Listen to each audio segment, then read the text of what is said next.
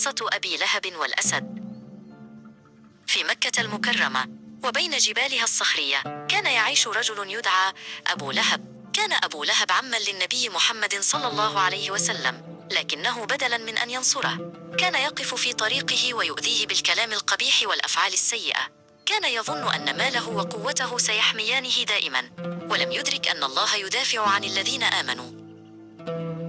في أحد الأيام زاد أبو لهب في تطاوله وإساءته للنبي صلى الله عليه وسلم، فدعا عليه النبي صلى الله عليه وسلم قائلا: اللهم سلط عليه كلبا من كلابك. كان النبي صلى الله عليه وسلم لا ينطق إلا بالحق، وكان دعاؤه مستجابا.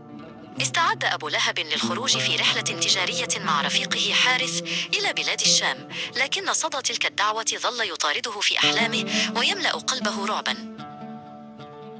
عندما وصلت القافلة إلى منطقة في بلاد الشام تسمى الزرقاء، نزلوا للراحة ليلا.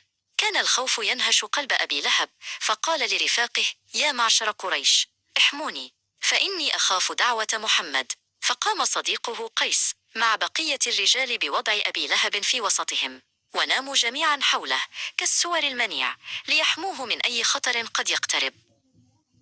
في جوف الليل تسلل أسد ضخم وقوي نحو المخيم. لم يهاجم الأسد أحدا من الحراس أو النائمين، بل قفز من فوقهم جميعا واتجه مباشرة نحو الرجل الذي اختبأ في الوسط. صرخ أبو لهب عندما أدرك أن دعاء النبي صلى الله عليه وسلم قد تحقق، فافترسه الأسد وحده من بين كل القوم. كانت هذه عاقبة من يتطاول على رسل الله. نرجو أن تكونوا قد استفدتم من هذه القصة، ولا تنسوا المتابعة والاشتراك في القناة ليصلكم كل جديد.